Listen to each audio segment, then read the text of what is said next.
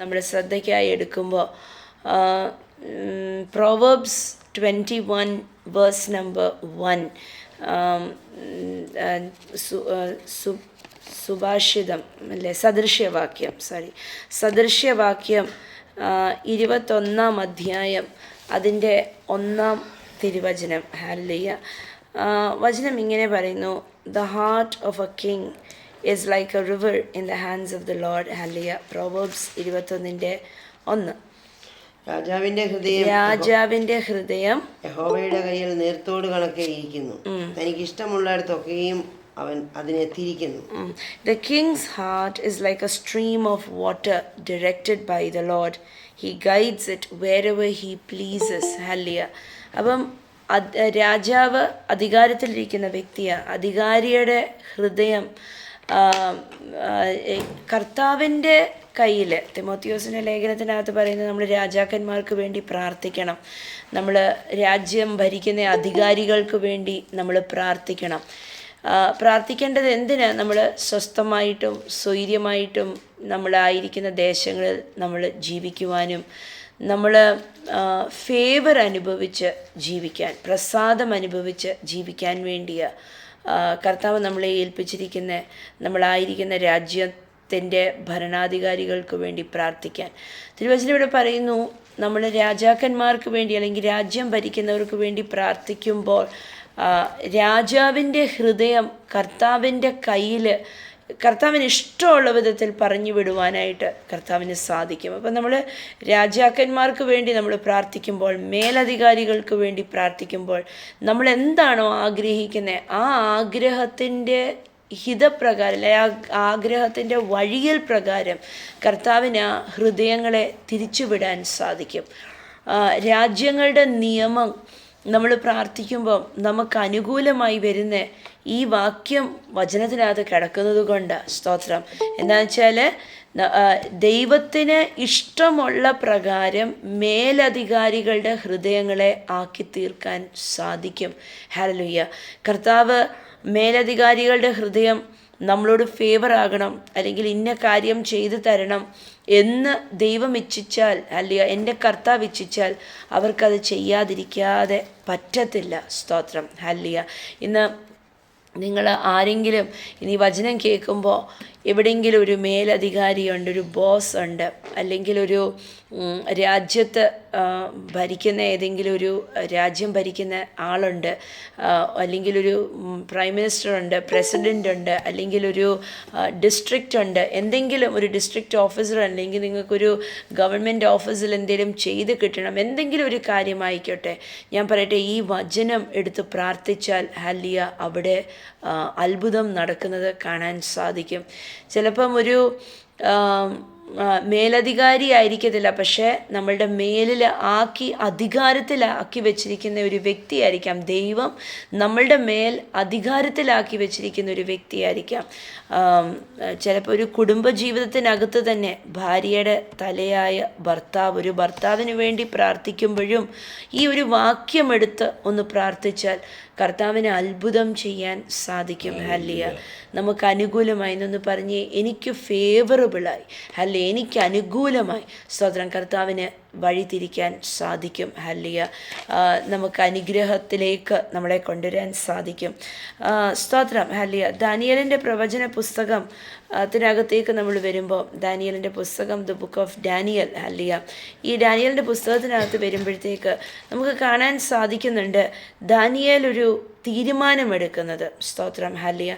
Daniel തീരുമാനമെടുത്തിട്ട് ദാനിയേലിൻ്റെ ആ തീരുമാനത്തിന് അനുസരിച്ച് ദൈവം അവിടുത്തെ ആ ദാനിയേലിന് അധികാരിയാക്കി വെച്ചിരുന്ന ഒരു രാജാവിൻ്റെ ഒരു വൃത്യനുണ്ടായിരുന്നു, അല്ലെങ്കിൽ ഒരു ഓഫീസർ ഉണ്ടായിരുന്നു.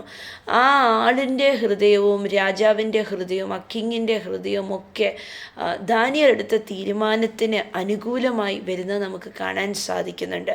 അപ്പോൾ നമ്മൾ ആ തോട്ടിലാണ് വരുന്നത്. പ്രോവേർബ്സ് 21:1 ആ തോട്ടിലേക്ക് നമ്മൾ കയറി വരിക. ദാനിയേലിൻ്റെ പുസ്തകം 1 അധ്യായം നമ്മൾ വായിക്കുമ്പോൾ നമ്മൾ കാണുന്നു, രാജാവ് വലിയ മേശയൊക്കെ ഒരുക്കി വലിയ എക്സ്പെൻസീവായിട്ടുള്ള ഫുഡ്, ഭയങ്കര റിച്ചായിട്ടുള്ള ഫുഡൊക്കെ അവിടെ വിളമ്പുക, നല്ല ഭക്ഷണമൊക്കെ വിളമ്പുക. അപ്പം ചീഫ് ഓഫ് സ്റ്റാഫിനോട് എല്ലാ സ്റ്റാഫിൻ്റെ മേലധികാരിയായ സ്റ്റാഫിനോട് ദാനിയേൽ ഒരു പെർമിഷൻ ചോദിക്കുക. ദാനിയേൽ ചോദിക്കുന്ന പെർമിഷൻ ഇതാണ്. ദാനിയേൽ ഒരു തീരുമാനമെടുത്തു. ദാനിയേലിന് ഈ മേശയിലിരിക്കുന്ന വീഞ്ഞും അങ്ങനത്തെ വിലയേറിയ സാധനങ്ങളൊന്നും വേണ്ട. എന്നുവെച്ചാൽ അതൊക്കെ കർത്താവിൽ നിന്ന് ദാനിയേലിനെ വേർതിരിപ്പിക്കും. അത് കാരണം ദാനിയേൽ ചോദിക്കുമ്പോൾ ഒരു വാക്യം അവിടെ കിടപ്പുണ്ട്. Daniel 1:9. Daniel chapter 1 verse number 9. Now God had given the chief of staff both respect and affection for Daniel. എന്ന് വായിച്ചേ.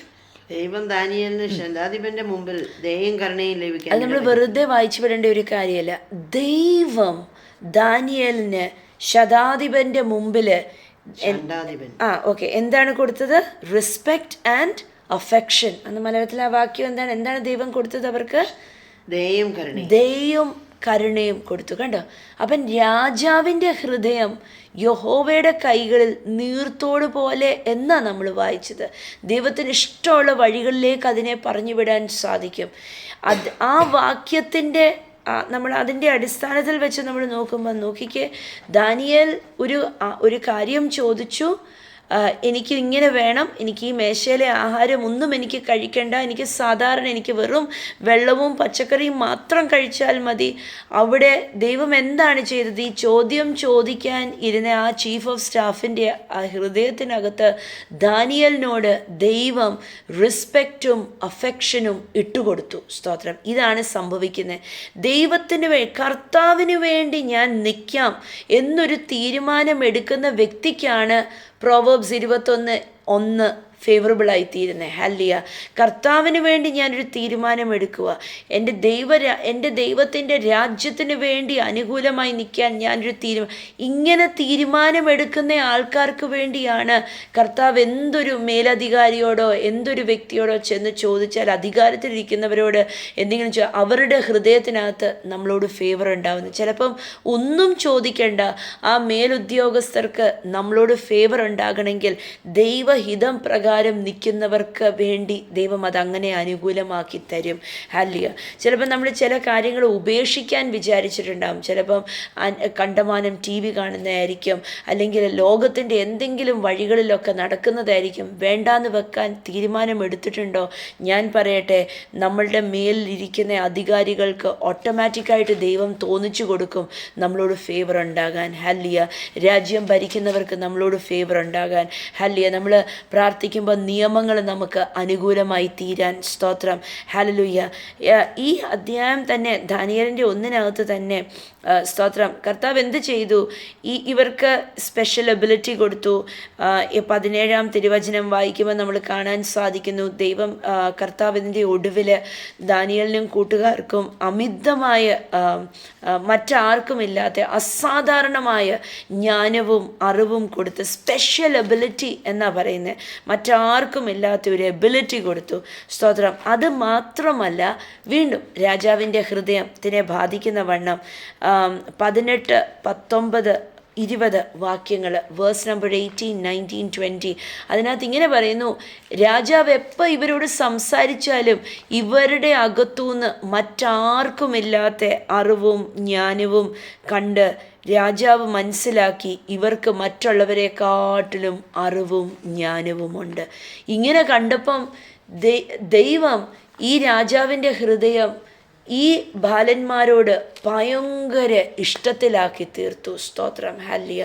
ഞാൻ പറയട്ടെ, കർത്താവിന് വേണ്ടി നിൽക്കുന്നവർ, ദൈവത്തിനു വേണ്ടി തീരുമാനമെടുത്ത് നിൽക്കുന്നവർ, ഹല്ലേലൂയ, കർത്താവിനെ ഏതെങ്കിലും വിധത്തിലൊക്കെ എനിക്ക് പ്രസാദിപ്പിക്കണം, എനിക്ക് ഇഷ്ടം തോന്നിക്കണം, ദൈവത്തിന് എന്നോട് ഫേവറബിൾ ആയിരിക്കണം എന്ന് പറഞ്ഞ് നമ്മൾ എന്തെങ്കിലുമൊക്കെ നമ്മൾ ചെയ്യാനും നമ്മൾ തീരുമാനങ്ങൾ എടുക്കാനും നമ്മൾ ജീവിതത്തിനകത്ത് ഡിസിഷൻ എടുക്കുക, എനിക്കത് വേണ്ട, എനിക്കിത് മതി, എൻ്റെ കർത്താവിനോട് എനിക്ക് ഇഷ്ടം കാണിക്കാൻ ഞാൻ ഇതാണ് ചെയ്യുന്നത്, ഞാൻ ഇങ്ങനെയൊക്കെ തീരുമാനങ്ങൾ എടുത്തൊരു വ്യക്തിയാണെങ്കിൽ സ്തോത്രം, ഞാൻ ഉറപ്പായിട്ടും പറയട്ടെ, കർത്താവ് മറ്റുള്ളവരെ നമുക്ക് അനുകൂലമാക്കി തീർക്കും. അനുകൂലമാക്കി തീർക്കുക മാത്രമല്ല, ഹല്ലേലൂയ, നമ്മളുടെ ജീവിതം കൊണ്ട് സ്തോത്രം നമ്മൾ ദൈവത്തിനെ പ്രസാദിപ്പിക്കുന്ന വ്യക്തികളാണെങ്കിൽ, ഹല്ലേലൂയ, ശത്രുക്കളിൽ നിന്നും സകല വ്യാധിയിൽ നിന്നും ദൈവം നമുക്ക് അവധി തരും. Hallelujah. 16:7 സദൃശ്യവാക്യങ്ങൾ, Proverbs chapter 16 verse number 7 ഇങ്ങനെ പറയുന്നു, when people's lives please the Lord, even their enemies are at peace with them. Hallelujah. എന്ന് വായിച്ച്, ഒരുവന്റെ വഴികൾ യഹോവയ്ക്ക് ഇഷ്ടമായിരിക്കുമ്പോൾ അവനവന്റെ ശത്രുക്കളെയും അവനോട് ഇണക്കുന്നു. ആമേൻ, സ്തോത്രം. അപ്പം എല്ലാവരെയും, രാജാവിനെ മാത്രമല്ല സ്തോത്രം, തനിക്ക് എതിരായി നിന്ന സകലരെയും, ഇത്രയും നാളും അവരെന്നോട് അനുകൂലമല്ല, അല്ലെങ്കിൽ അവരെന്നോട് അങ്ങനെ ചെയ്തു ഇങ്ങനെ ചെയ്തു, അവരെന്നെ അങ്ങനെ വഴക്ക് പറഞ്ഞു ഇങ്ങനെ വഴക്ക് പറഞ്ഞു, അത് ചെയ്തു, നമ്മളെക്കാട്ടിലും ഉയർന്നൊരു തലത്തിലിരിക്കുന്നവരായിരിക്കും, എന്ത് വേണമെങ്കിലും ആയിക്കോട്ടെ. കർത്താവ് ദൈവത്തിൻ്റെ ആ ഒരു പദ്ധതിയിൽ നമ്മളുടെ മേലിലാക്കി വെച്ചിരിക്കുന്ന വ്യക്തികളായിരിക്കും ഏതെങ്കിലും ഒക്കെ വിധത്തിൽ, സ്തോത്രം, ഹല്ലേലൂയ.